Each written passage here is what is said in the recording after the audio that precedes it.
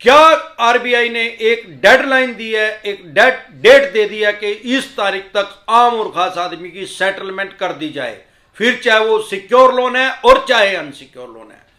Hello साथियों, मैं अमरदीप कादियान, नमस्ते, प्रणाम, सलाम अलैकुम, सत श्री अकाल, जय मसीह की, राम राम जी, जय माता की, जय हिंद, जय भारत, जय ससुराल वालों की। साथियों, आपका स्वागत है डिसेंट फैमिली में। साथियों, आज हम बात करेंगे कि आरबीआई की क्या नई गाइडलाइंस आई है। क्या आरबीआई ने एक डेडलाइन दी है, एक डेट दे दी है कि इस तारीख तक आम और खास आदमी की सेटलमेंट कर दी जाए, फिर चाहे वो सिक्योर लोन है और चाहे अनसिक्योर लोन है। साथियों, सबसे पहले तो सेटलमेंट के बारे में बात करेंगे। सेटलमेंट है क्या बीमारी, किस सिनेरियो में बैंक या एनबीएफसी कंपनी करते हैं, किस में नहीं करते। साथियों, सबसे पहले तो आपको यह बता दूं कि सेटलमेंट करना भी अपनी फाइनेंशियल डेथ करना है। अगर आप सेटलमेंट करेंगे तो फ्यूचर में आपको कोई अनसिक्योर लोन नहीं मिलने वाला। आप ये मान के चलें कि आपकी फाइनेंशियल डेथ हो जाएगी, फ्यूचर में कोई भी बैंक या एनबीएफसी कंपनी आपको लोन नहीं देगी। सेटलमेंट का मतलब यह नहीं है कि आपने 5 लाख का 1.5 लाख में कर लिया। अगर आपने 50 लाख रुपए भी किसी बैंक या एनबीएफसी कंपनी के देने हैं और आपने उसमें से सिर्फ 100 रुपए कम दे दिए तो भी वो सेटलमेंट मानी जाएगी, आपको डिफॉल्टर घोषित कर दिया जाएगा, आपका सिबिल खराब कर दिया जाएगा, आपके सिबिल में डिफॉल्टर लिख देंगे वो। ये बात बेसिक प्रिंसिपल है इस सेटलमेंट का। लेकिन फिर भी आपको मानसिक परेशानी ज्यादा है, आप इस तनाव से मुक्त होना चाहते हैं, तो साथियों आप सेटलमेंट का ऑप्शन अपना सकते हैं। साथियों, जैसे कि मैं हर बार कहता हूं कि अगर आपके पास पैसे हैं तो पैसे दे दें, इस बीमारी से अपना पीछा छुटवा लें, क्योंकि नहीं तो ये आपकी फाइनेंशियल डेथ करेंगे ही करेंगे, आपका सिविल खराब करेंगे। और नहीं है तो भाई राहु केतु ग्रह तो क्या करेगा, साक्षात शनि देव भी धरती पे आ जाए जमीन पे तो वो भी आपका कुछ नहीं बिगाड़ सकते। और 2 लोन डिफॉल्ट हो गए, 5 हो गए, चाहे 25 हो गए, ये क्राइम की श्रेणी में नहीं है। सारे देश के किसी भी थाने या चौकी में आपके खिलाफ एफआईआर दर्ज नहीं हो सकती, आपका पर्चा दर्ज नहीं हो सकता, यहां तक कि आपके घर कोई पुलिस वाला नहीं आ सकता, आपके पास टेलीफोनिकली भी कोई फोन नहीं कर सकता पुलिस वाला, क्योंकि जब क्राइम ही नहीं हुआ तो पुलिस का क्या काम है। पुलिस का काम तो लॉ एंड ऑर्डर को मेंटेन करना है, कानून व्यवस्था बनाए रखना है।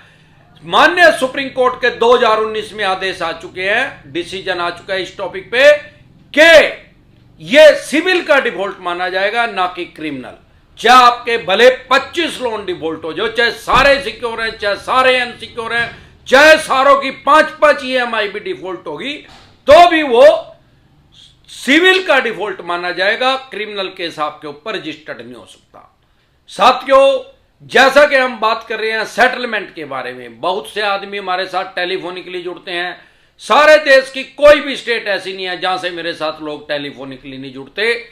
हमारे देश से 92%, 92% आदमी हमारी वीडियो देख रहे हैं, 8% विदेशों से हमारी वीडियो देख रहे हैं, क्योंकि ये यहाँ की जो है, जो यहाँ के आदमी वहां गए हुए हैं इंडियंस, वो या तो यहां से लोन लेके गए हैं, या उनके किसी पेरेंट्स ने लोन लिया हुआ है, या कोई चवन्नी छाप उनको परेशान और हरास कर रहा है, वो भी हमारे साथ टेलीफोनिकली जुड़ते हैं। अब बहुत से आदमी मेरे को कहते हैं फोन पे, सर मैं उस आदमी से करवा लूं, इस आदमी के थ्रू मैं सेटलमेंट करवा लूं। ओ भाई, मियां बीबी राजी क्या करेगा काजी यार, किसी की जरूरत नहीं है। अगर आपको सेटलमेंट करनी है, किसी मीडिएटर की जरूरत नहीं है। क्यों? अरे वही लगी फटने, खरात लगी बटने, ऐसे कोई खरात नहीं बटेगा भाई। ऐसे कोई भी बैंक या एनबीएफसी कंपनी सेटलमेंट नहीं करती। सेटलमेंट के नाम से फ्रॉड भी बहुत हो रहे हैं, ज्यादातर चवन्नी छाप कर रहे हैं, फेक सेटलमेंट लेटर लोगों को इश्यू कर देते हैं। फॉर एग्जांपल, आपका 50 लाख रुपए का लोन है, भाई साहब 15 लाख रुपए दे दो, वो 15 लाख भी ईएमआई में दे दो।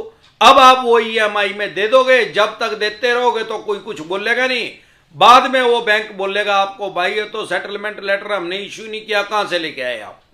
15 लाख वो जेब में डाल लेगा, इसमें 15-20% उस चवन्नी छाप की कमीशन है जो आपको बैंक आके ये काम करवाएगा।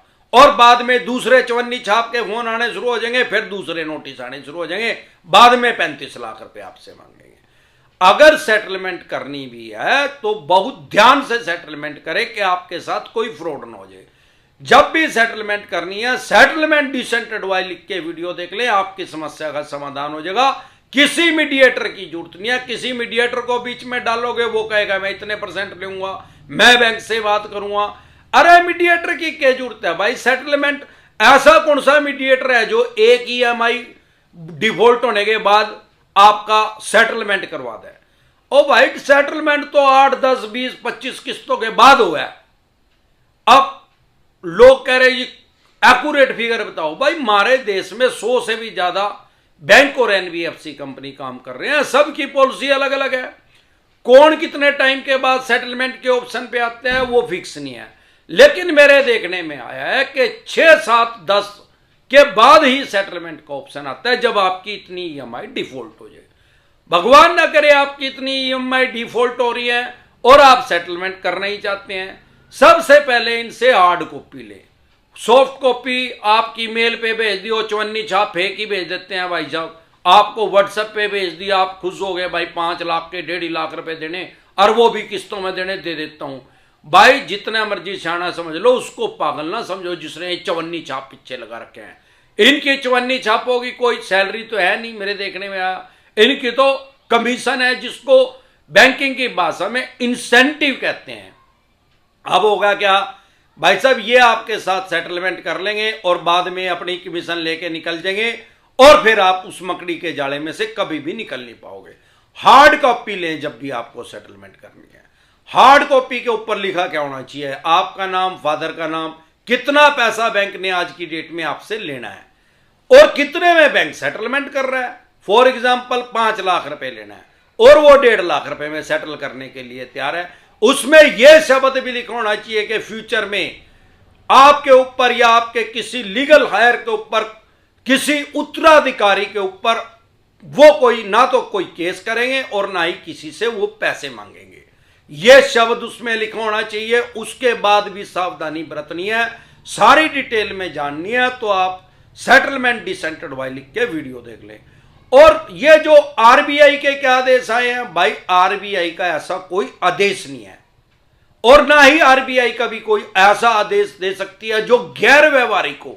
ऐसे तो यार सारे बैंक और NBFC कंपनी नगड़ हो जाएंगे, इनको आदेश दे दें भाई सबके साथ ही सेटलमेंट कर ले। पागल कुत्ते ने थोड़ी काट रखे। ये कौन फैला रहा है? एक तो आपको पता ही है, वो है काला मिर्चा जो यूट्यूबर बना हुआ है। वो तो नंग 44 है, उसको तो बेरी की दुकान का पता नहीं, वो पहले चवन्नी छाप का ही काम करता था। एक और आजकल झोला छाप यूट्यूबर, समझ गए? झोला छाप यूट्यूबर समाज में गफलत की स्थिति पैदा कर रहा है, भ्रांति पैदा कर रहा है, लोगों को बता और समझा रहा है कि भाई रिजर्व बैंक के आदेश आ चुके हैं, सबकी सेटलमेंट होएगी।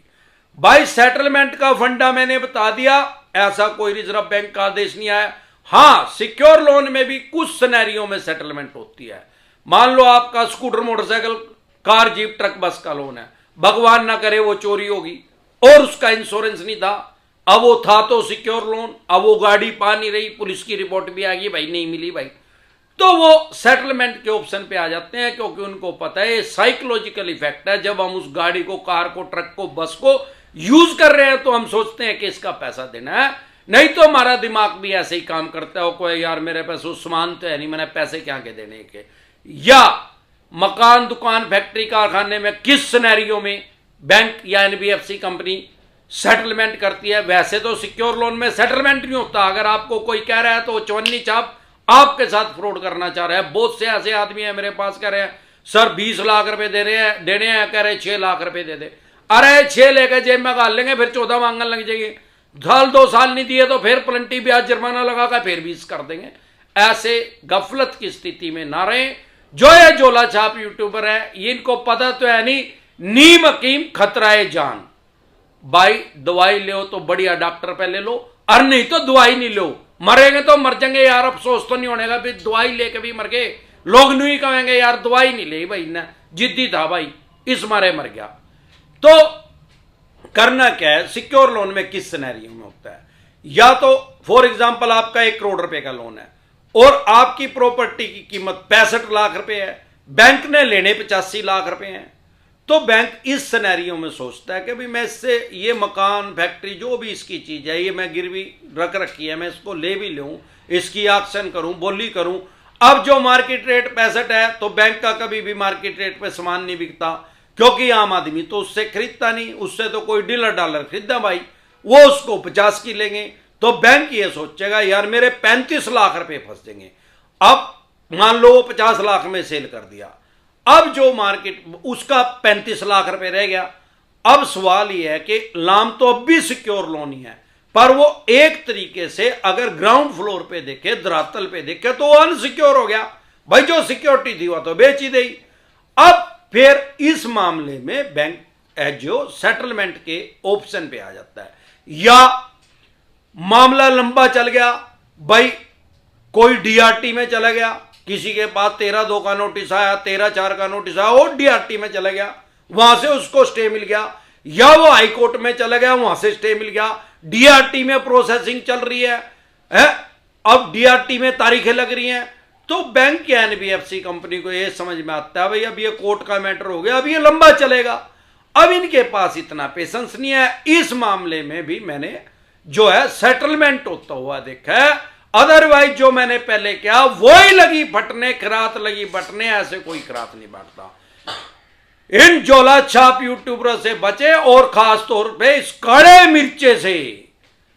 आपको कोई भी दिक्कत परेशानी लोन से रिलेटेड आपको आ रही है, आपके किसी भी यार प्यारे रिश्तेदार को आ रही है, आपकी स्क्रीन पे कमेंट बॉक्स के अंदर नंबर है 9306347314, इसको सेव करके व्हाट्सएप मैसेज करें। नॉर्मल मैसेज करेंगे कोई रिप्लाई नहीं आएगा, नॉर्मल कॉल करेंगे कोई रिप्लाई नहीं आएगा, व्हाट्सएप कॉल करेंगे कोई रिप्लाई नहीं आएगा, व्हाट्सएप मैसेज करेंगे तो तुरंत प्रभाव से रिप्लाई आएगा। अगर आप दिल्ली एनसीआर के पास से कहीं से मुझे देख रहे हैं, मेरे से पर्सनली मीटिंग करना चाहते हैं, तो आपके जो भी लोन के डॉक्यूमेंट्स है वो सब लेके आप मेरे को कुंडली टीडीआई में मेरे से मीटिंग कर सकते हैं, पर्सनली एडवाइस ले सकते हैं, या टेलीफोनिकली जुड़ सकते हैं। इसी नंबर पे आपको व्हाट्सएप मैसेज करना पड़ेगा, सेव करके आपको सारा प्रोसेस पता लग जाएगा, क्या तरीका है हमारे साथ जुड़ने का। जय ससुराल वालों की। हेलो साथियों, मैं अमरदीप कादियान, नमस्ते, प्रणाम, सलाम वालेकुम, सत श्री अकाल, जय मसीह की, राम राम जी, जय माता की, जय हिंद, जय भारत, जय ससुराल वालों की। साथियों, आज हम बात करेंगे कि आरबीआई की क्या नई गाइडलाइंस आई है, क्या आरबीआई के आदेश आए हैं, क्या आरबीआई ने एक डेडलाइन घोषित की है कि आम और खास आदमी को सेटलमेंट दे दी जाए। साथियों, आपका स्वागत है डिसेंट फैमिली में। साथियों, शगुन शगुन शगुन